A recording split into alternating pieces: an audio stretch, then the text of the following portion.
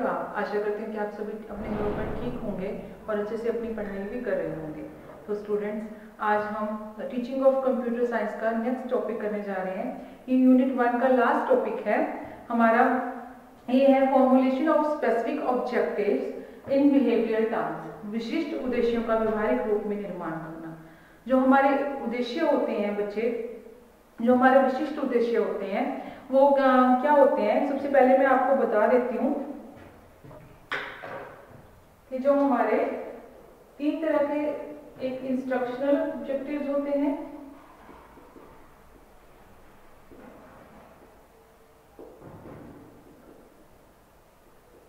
Then हमारे educational objectives,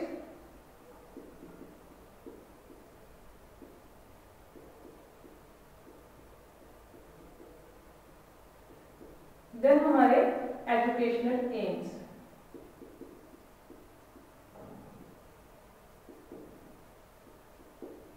तीन तरह के होते हैं बच्चे। जो हमारे इंस्ट्रक्शनल ऑब्जेक्टिव्स होते हैं वो सबसे नैरो कंसेप्ट होता है। देन हमारा एजुकेशनल ऑब्जेक्टिव्स होते हैं जो इंस्ट्रक्शनल ऑब्जेक्टिव से ब्रॉड कंसेप्ट होता है। फिर हमारे होते हैं एजुकेशनल एम्स।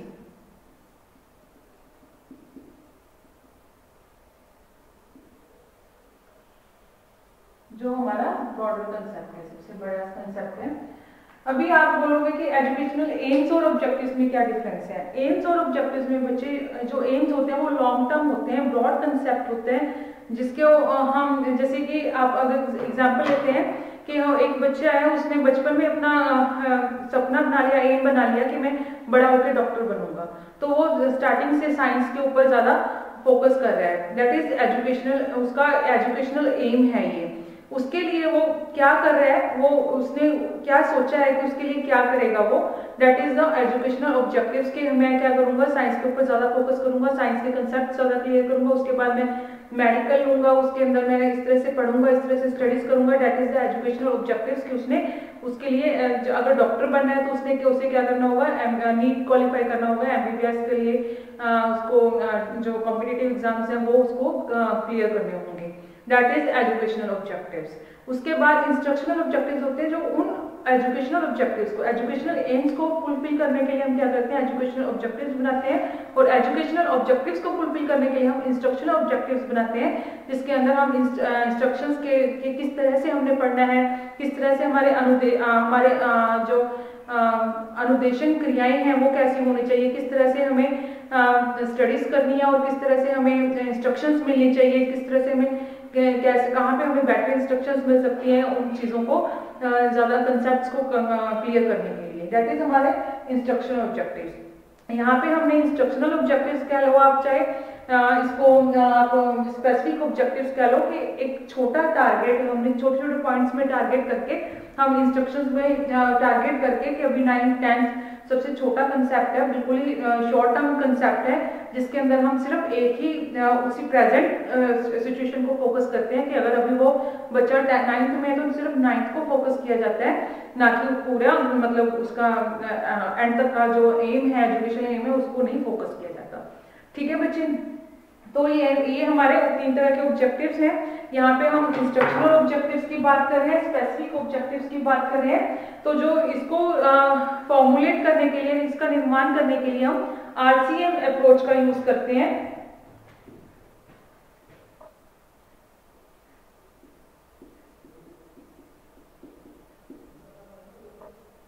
इन ऑब्जेक्टिव्स को फॉर्मुलेट करने के लिए आरसीएम अप्रोच को यूज किया जाता है।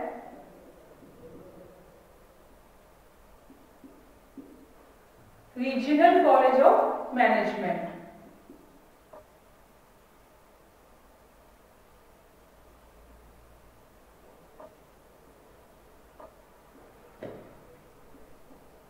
कॉलेज ऑफ एजुकेशन,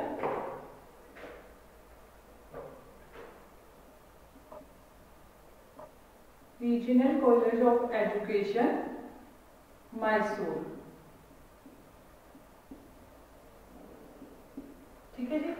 जो हमारे ये आरसीएम अप्रोच है, ये सॉरी जो हमारे बिहेवियरल टर्म्स के अंदर फॉर्मुलेशन के जो मेथड्स हैं, इन्होंने क्या दिया था हमें, methods of writing instructional objectives in behavioural terms. इस नाम के अंदर इन्होंने हमें मेथड दिए थे, हमें कुछ विधियां दी थी जिसे हम कहते हैं ये आरसीएम कॉलेज ने इनको, इसका भारतीय कॉलेज इसको जो डेवलप किया था, आरसीएम अप्रोच को डेवलप किया था, इसने किया, यहाँ पे एक डॉक्टर दवे थे, उन्होंने डेवलप किया था इस कॉलेज के अंदर, कॉलेज ऑफ एजुकेशन मैसूर के अंदर एक डॉक्टर दवे थे, उन्होंने डेवलप किया था इस अप्रोच को, जिसमें उन्होंने हमें क्या दिया था, methods of writing instructional objectives in behaviour terms. ठीक है जी। बाद में इस कॉलेज को RIEM के नाम से भी जाना जाने लगा, यानी कि regional college institute of education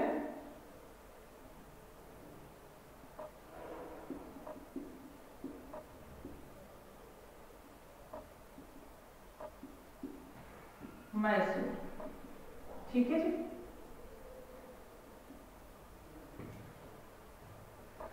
ठीक है बच्चे, तो इन्होंने हमें क्या दिया था, इन्होंने हमें 17 जो थे हमारे मेंटल एबिलिटीज, इन्होंने क्या बोला कि जो हमारी जो प्रक्रिया है, ये जो उन्होंने दिया थे मेथड्स दिए थे, अपने मेथड्स राइट करने के, लिखने के इंस्ट्रक्शनल ऑब्जेक्टिव्स को राइट करने के जो मेथड्स दिए थे, उन्होंने उसमें बोला कि जो हमारे एक प्रक्रिया है, लर्निंग प्रोसेस है जो हमारा, उसमें स्टिमुलस और रिस्पॉन्स ही सिर्फ वर्क नहीं करता है, काम नहीं करता है, इसमें हमें मेंटल एबिलिटीज, मेंटल प्रोसेसेस का यूज करना चाहिए।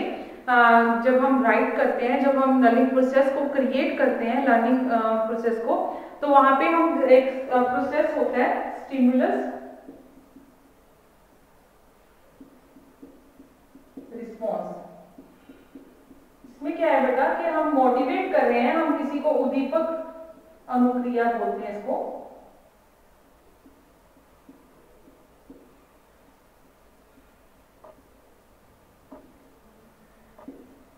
ठीक है जी।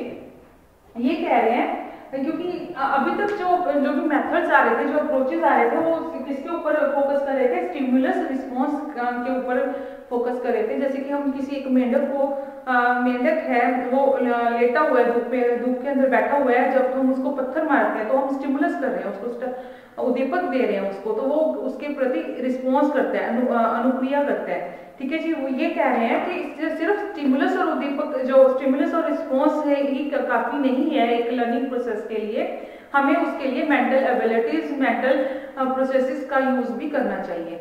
एक बहुत महत्वपूर्ण रोल प्ले करता है, एक इम्पोर्टेंट रोल प्ले करता है जो लर्निंग प्रोसेसेस और मेंटल एबिलिटीज है लर्निंग प्रोसेस के अंदर। क्योंकि जब तक हमारी मेंटल एबिलिटीज नहीं होंगी या मेंटल से रिलेटेड कोई भी प्रोसेसेस नहीं होंगे, तब तक हमारा जो है लर्निंग प्रोसेस जो है हम कहेंगे कि सक्सेसफुल नहीं हो सकता है। ठीक है जी।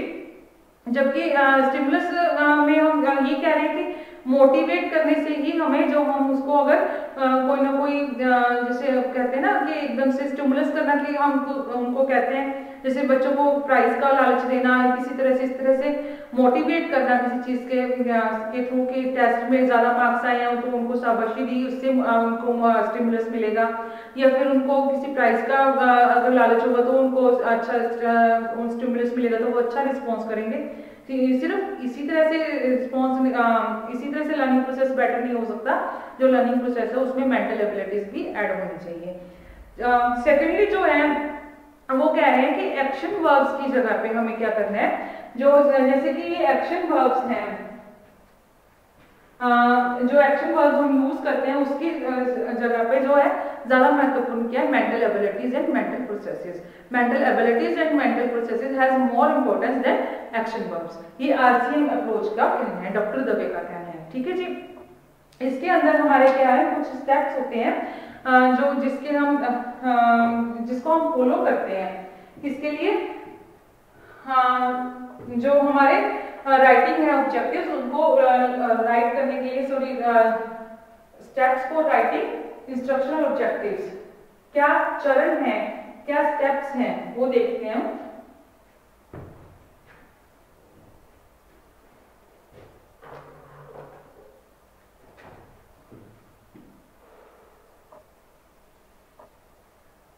पहले मैं आपको एक बात बताना चाहती हूँ, ये जो आरसीएम अप्रोच है ये ब्लूम टैक्सोनॉमी के जो हमने प्रीवियस लेक्चर में हमने ब्लूम टैक्सोनॉमी की है उसी पर बेस्ड है, ब्लूम टैक्सोनॉमी के ऊपर ही बेस्ड है ये। इसमें क्या है, ब्लूम टैक्सोनॉमी में जैसे हमने कॉग्निटिव जो 3 डोमेन किए थे, आपको रिमाइंड करवा दूं, ब्लूम टैक्सोनॉमी के अंदर हमने 3 डोमेन किए थे।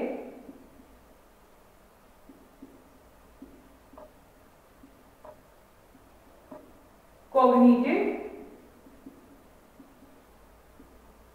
और अफेक्टिव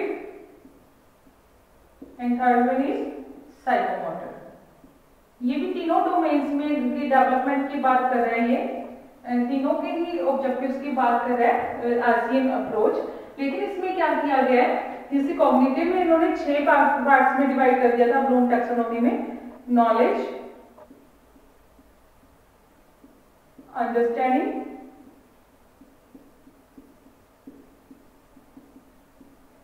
नॉलेज को हम ज्ञान बोल रहे थे, अंडरस्टैंडिंग को हम बोध और समझ बोल रहे थे, थर्ड वन इज एप्लीकेशन जिसे हम अनुप्रयोग बोल रहे थे,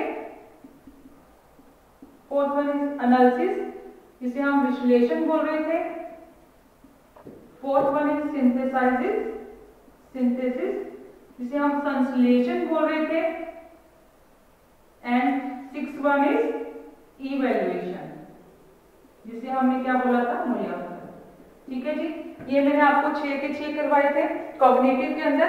अब इन्होंने क्या किया है, जो हमारे आरसीएम अप्रोच है, इन्होंने ये तीनों तो एज इट इज ले ली है, फर्स्ट 3 तो एज इट इज ले ली है, लेकिन इनका तीनों को इन्वॉल्व करके एक जो फोर्थ बनाया है, इन्होंने कॉग्निटिव को 6 पार्ट्स में डिवाइड किया था, 6 सब डोमेन में डिवाइड किया था, लेकिन उन्होंने क्या किया, इन्होंने 4 पार्ट्स में 4 सब डोमेन्स बनाए हैं, 4 पार्ट्स में डिवाइड कर दिए, जिसमें इन्होंने क्या किया, ये जो लास्ट वाले 3 थे इन तीनों को इन्वॉल्व कर लिया, तीनों को इंक्लूड कर लिया और एक बना दिया क्रिएटिविटी। Clear students? क्रिएटिविटी सृजनात्मक।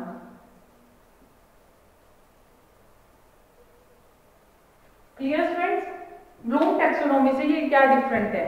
फिर इन्होंने क्या किया, इसके लिए इन्होंने मेंटल प्रोसेसेस दिए हैं डिफरेंट 17, इन 4 पार्ट के लिए इन्होंने 17 जो हमें मेंटल प्रोसेसेस, मेंटल एबिलिटीज दी हैं, और इन्होंने उसी के अंदर उन्हें 17 मेंटल एबिलिटीज के अंदर इन तीनों डोमेन्स को कवर किया है। इन तीनों डोमेन्स को उन्होंने उसी के अंदर कवर कर दिया है, cognitive, effective and psychomotor domains को तीनों को कवर कर दिया इन 4 पार्ट्स के अंदर, जिसके अंदर उन्होंने 17 मेंटल एबिलिटीज दी है। ठीक है जी, क्लियर स्टूडेंट्स? कि उन्होंने ब्लूम टैक्सोनॉमी को बेस मानकर उसके कॉग्निटिव पार्ट में जो उसने 6 पार्ट्स लिए थे, 6 सब डोमेन लिए थे, उनको 3 एज इट इज लेकर उन्होंने क्या किया, उन्होंने फोर्थ पार्ट क्रिएट किया, उसमें तीनों लास्ट वाले इन्वॉल्व कर दिए हैं। ठीक है जी, अब इन जो 4 पार्ट्स उन्होंने डिवाइड किए, यानी कि अब हमारे पास 4 जो आरसीएम अप्रोच के अकॉर्डिंग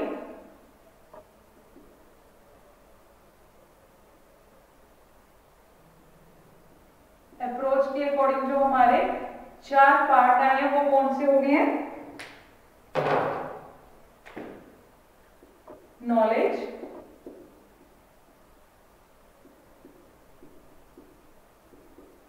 अंडरस्टैंडिंग,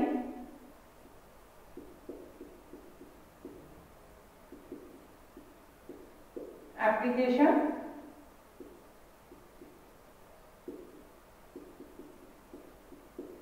देन क्रिएटिविटी।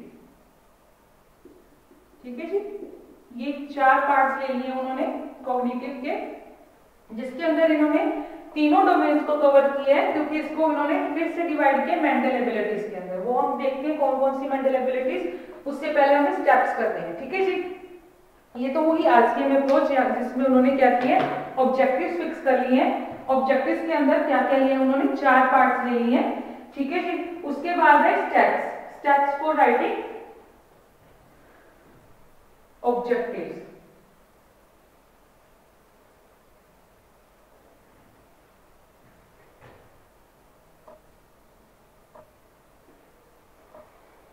सबसे पहला स्टेप क्या है कि हमने क्या करना है, हमने प्रीवियस नॉलेज चेक करनी है। स्टूडेंट की हमने प्रीवियस नॉलेज को चेक करना है।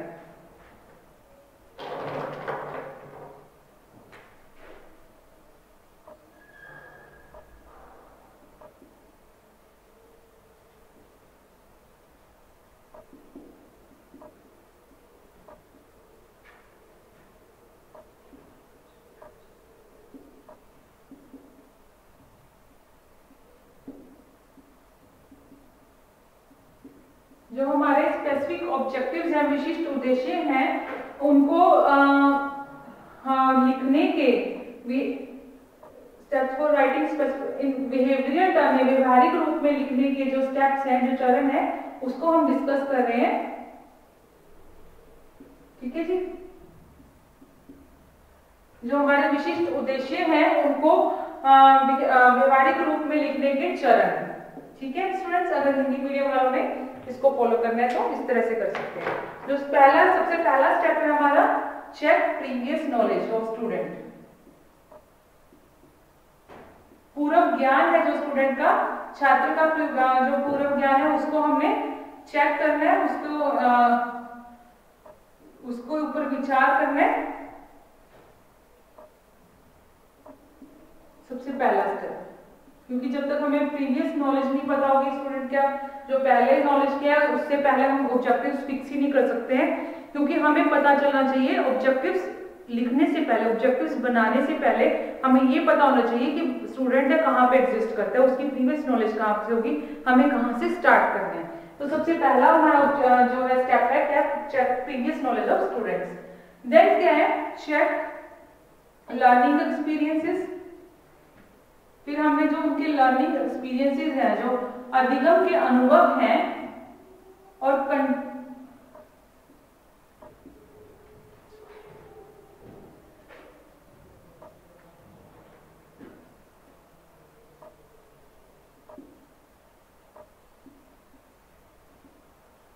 लर्निंग एक्सपीरियंसेस एंड जो कंटेंट एंड टॉपिक की नॉलेज है उसको चेक करना है।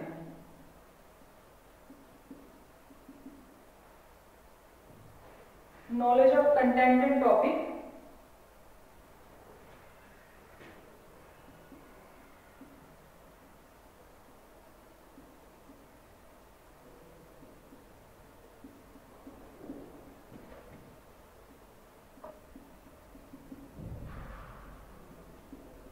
जो छात्र की जो छात्र है उसकी जो अधिगम के अनुभव है, और जो पाठ्य वस्तु और प्रकरण की जो उसकी नॉलेज है, जो ज्ञान है, उसको हमने उसके ऊपर विचार करना है। यानी कि छात्र के अधिगम अनुभव और पाठ्य वस्तु और प्रकरण के ज्ञान के बारे में विचार करना। थर्ड वन इज क्या है, जो हमने क्या करना है, थिंक अबाउट जो हमारे टीचिंग एंड लर्निंग ऑब्जेक्टिव्स। हमने फिर विचार करना है जो हमारे शिक्षक टीचिंग एंड लर्निंग ऑब्जेक्टिव्स हैं, जो think about teaching and learning objectives, जो हमने शिक्षण अधिगम प्रक्रिया के जो ऑब्जेक्टिव उद्देश्य बनाए हैं, जो हमारे शिक्षण उद्देश्य हैं या विशिष्ट शिक्षण उद्देश्य हैं, उनके बारे में हमें विचार करना है, उनके बारे में सोचना है कि हमारे क्या ऑब्जेक्टिव्स हैं, तभी हमें चाहिए क्या, हम क्या चाहते क्या हैं, उसके बारे में हमने सोचना है। जो हमारे शिक्षण उद्देश्य हैं, विशिष्ट शिक्षण उद्देश्य हैं, जो हमारे अधिगम उद्देश्य हैं, उनके बारे में हमने विचार करना है राइट करने से पहले। ठीक है जी। थर्ड स्टेप ये है कि हम क्या करेंगे, हम उसके बारे में विचार करेंगे। देन क्या है, choose appropriate mental processes and abilities for students. Choose appropriate mental processes and abilities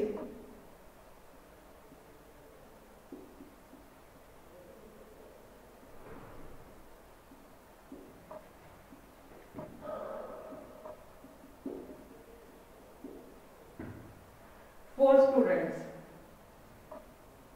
जो छात्र हैं उनके लिए क्या सबसे ज्यादा जो उनके लिए ठीक है, जो उनके लिए अप्रोप्रिएट है, वो हमने मानसिक क्रियाएं और योग्यताएं चूज करनी है, वो हमने सेलेक्ट करनी है, चयन करना है हमने, जो सूट करती हो स्टूडेंट्स के को। ठीक है बच्चे, लास्ट है राइटिंग।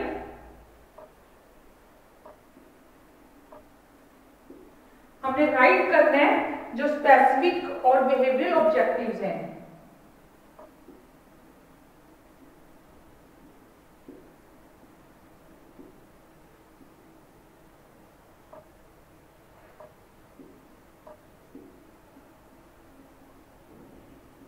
using 17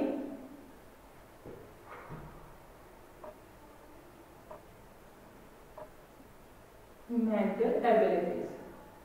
जो हमने 17 हमने बोला है कि जो आरसीएम अप्रोच है उस उन्होंने जो हमारे 70 मल्टीपल मेंटल एबिलिटीज मानसिक योग्यताओं में डिवाइड कर दिया है सारे ऑब्जेक्टिव्स को।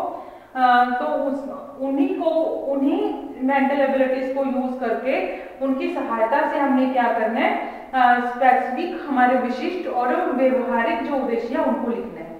ठीक है स्टूडेंट्स, ये हमारे 5 स्टेप्स हैं जिनको हम फॉलो करते हैं, वो चरण है जिनको हम फॉलो करते हैं जब हम अपने स्पेसिफिक विशिष्ट उद्देश्यों को व्यवहारिक रूप में लिखते हैं। जब हम स्पेसिफिक ऑब्जेक्टिव्स को बिहेवियरल टर्म्स में लिखते हैं तो हम इनको फॉलो करते हैं। देन स्टूडेंट्स आगे हम करेंगे कि वो 17 हम कह रहे हैं कि जो 4 ऑब्जेक्टिव्स हैं तीनों डोमेन्स के, उन्होंने 4 ऑब्जेक्टिव्स रखे हैं।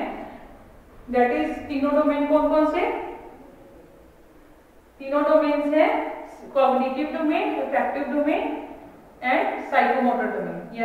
दैट इज संज्ञानात्मक, गत्यात्मक और भावात्मक डोमेन को तीनों पक्षों के उन्होंने क्या किए हैं, 4 ऑब्जेक्टिव्स रखे और 4 ऑब्जेक्टिव्स को 17 मेंटल एबिलिटीज प्रोसेसेस में उन्होंने डिवाइड कर दिया है। तो हम अब देखते हैं कि वो कौन कौन से हैं, 17 मल्टीपल मेंटल एबिलिटीज कौन कौन सी हैं। सबसे पहले हम यहाँ पे लेंगे सीरियल नंबर, इसका एक चार्ट बनाएंगे, ऑब्जेक्टिव्स उद्देश्य, तो यहाँ पे हम मेंटल एबिलिटीज,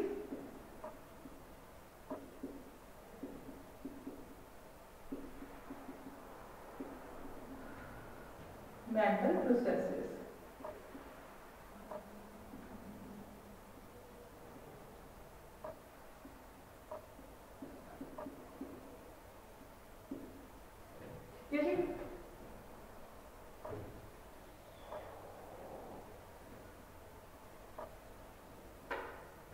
क्लियर स्टूडेंट्स? इसको बोलते हैं मानसिक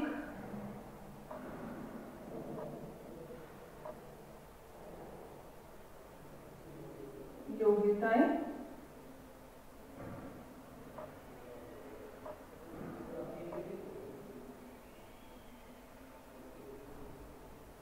या मानसिक क्रियाएं।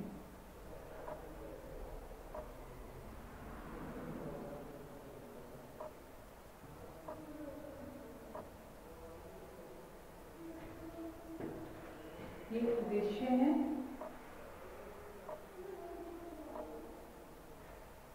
ठीक है जी। तो जो हमारा सबसे पहला हमारा है कौन सा है बच्चे? नॉलेज, जिसे हम ज्ञान बोलते हैं।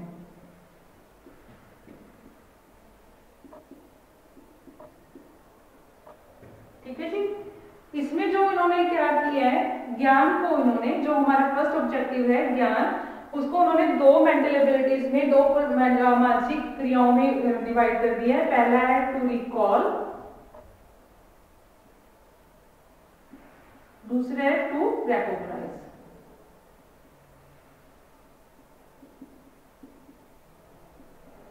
प्रत्यय संग्रहण करना,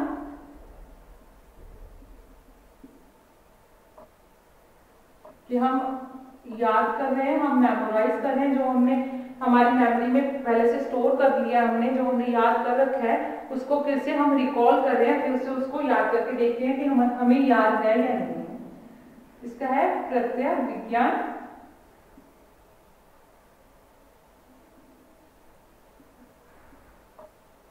करना या फिर पहचान करना। Clear students?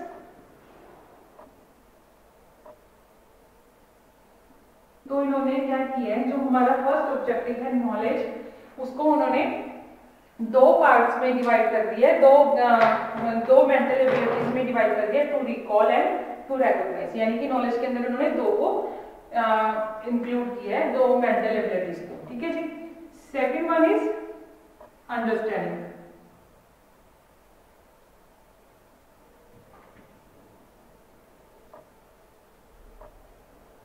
जिसे हम समझ बोध बोलते हैं।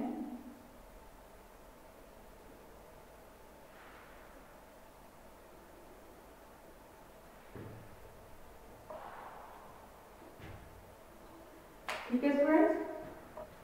स्टूडेंट्स आज के लिए इतना ही। हम ये जो सेकंड पार्ट है जो इसका, वो हम नेक्स्ट लेक्चर में करेंगे और आपको जो चारों है उद्देश्य इसमें उसी में कवर करके देंगे। ठीक है स्टूडेंट्स, होप है आपको इतना समझ आया होगा। आप इसको अच्छी तरह से सुनिए और समझिए, और नेक्स्ट लेक्चर में हम मिलते हैं फिर इसी टॉपिक को कंटिन्यू करते हुए। Thank you students.